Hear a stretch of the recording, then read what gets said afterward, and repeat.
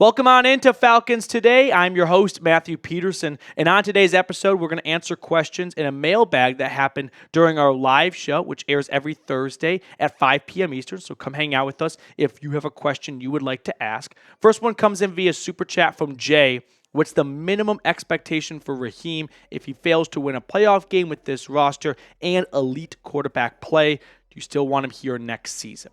I think the absolute minimum expectation for this team going back to August is to make the playoffs. My expectation for them was to win a playoff game. I'm not going to say this is a Super Bowl or bust season. I think that's probably putting a little bit too much pressure and too high of expectations.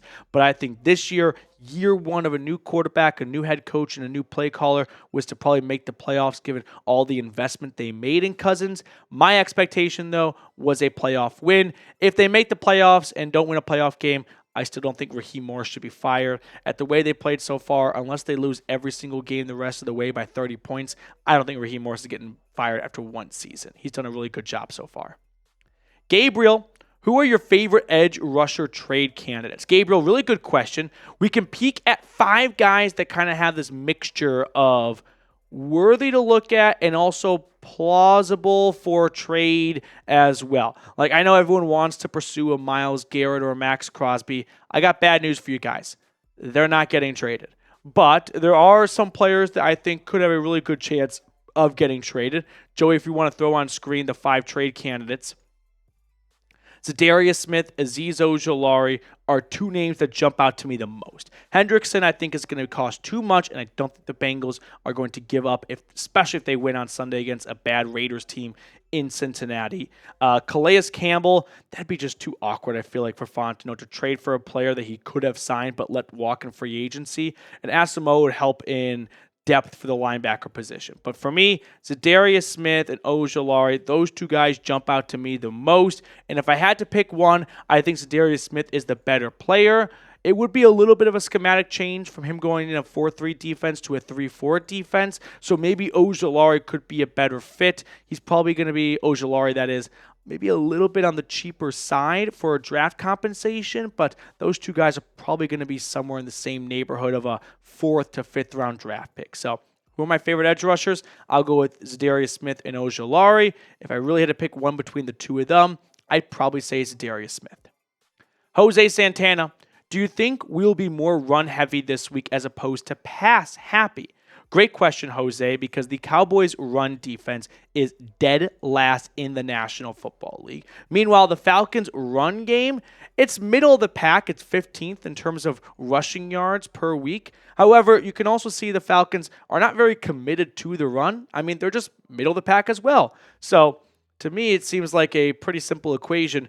If the Falcons want to get more rushing yards, they have to run the football more. And at an even rate, they could be a top 5 rushing team in football if they committed to it. But they didn't sign Kirk Cousins and pay him all that money to run the ball 3rd most in the NFL. So my guess is they probably will be a little bit more run heavy. You might see some more runs on like 1st and 10. I know the analytics nerds out there hate when you do that, but 1st and 10, you could just rattle off 5-6 yards and really get the Cowboys defense on their heels in early downs.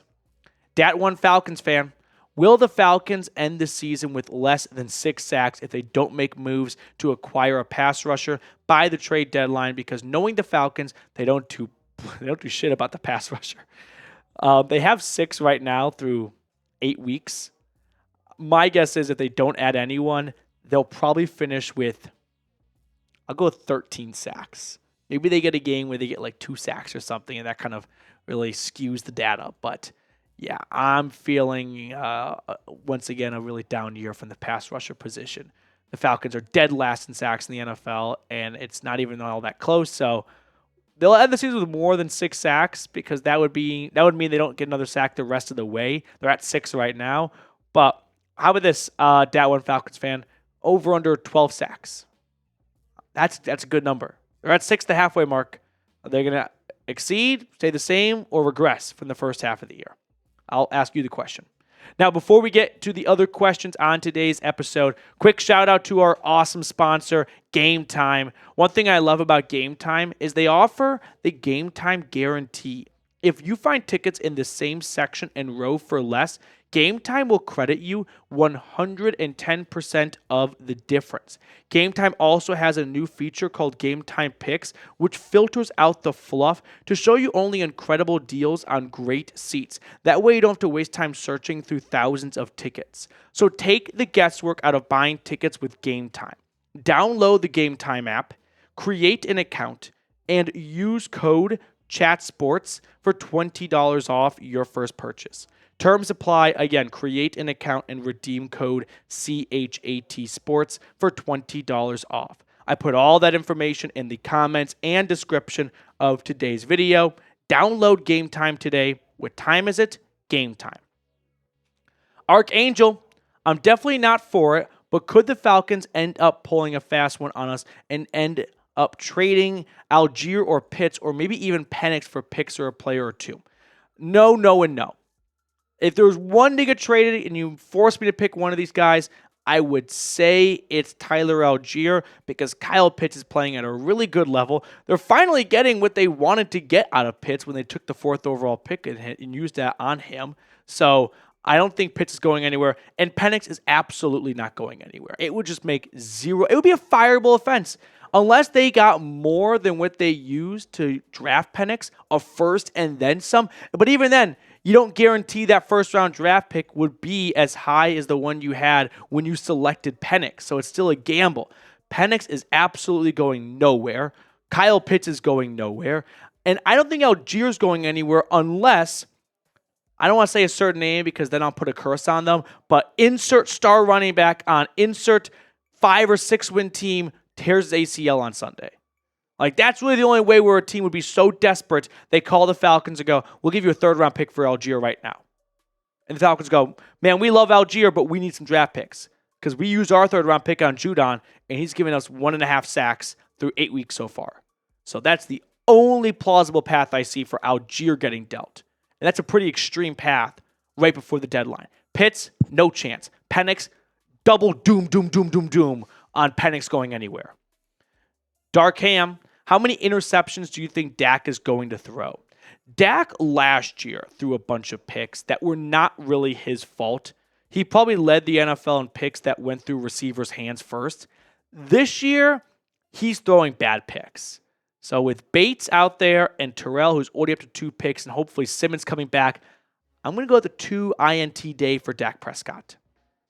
D. Morris Meeks, how do you feel about Raheem coaching job so far compared to the other first-year coaches around the league? That's a great question, Meeks. Kind of rattling off the first-year head coaches. Dan Campbell. Dan Quinn is probably doing the best job of anyone. I would say the hand that he got dealt was not one of the best, and he has that Washington team at 6-2. So I'd say our old friend Dan Quinn's probably doing the best of all the first-year coaches. Then probably Raheem Morris. Joey, who are the other first-year head coaches right now?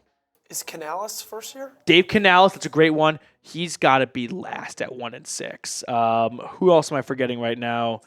Harbaugh? Oh, Harbaugh, thank you. Yes, I would say Harbaugh is probably right behind Raheem Morris. So I'm going right now Dan Quinn, Raheem Morris, Jim Harbaugh, Canales I'm putting last. There might only be 4 new coaches. Mike McDonald. Oh, thank you, Mike McDonald. Wait. Oh, for the Seahawks. I was thinking of Dolphins head coach. And APA. I forgot. Oh, I really botched all this. Callahan. All right, Callahan's right above Canales. Gerard Mayo. This is a really bad segment. I'm putting Gerard Mayo also. Callahan, Mayo, and Canales are in the ass category. And then Harbaugh is in his own mid category. Morris is second. Dan Quinn is first. And then Mike McDonald is with Harbaugh in the mid category. And then Antonio Pierce I'm putting in the ass category. That sums it up. Cade, when it comes to the problems with our pass rush, do you think the personnel or the scheme is the bigger problem? That's an excellent question. And it's a question that's not very easy to answer without having a good enough body of evidence on what Jimmy Lake's defense is supposed to look like.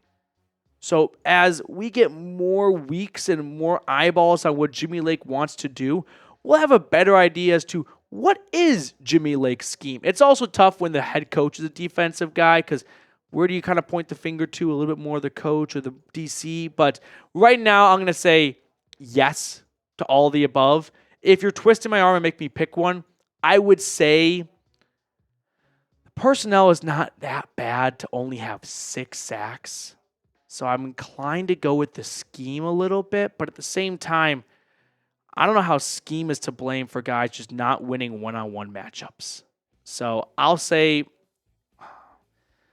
personnel because they just didn't really the moves they made were strange.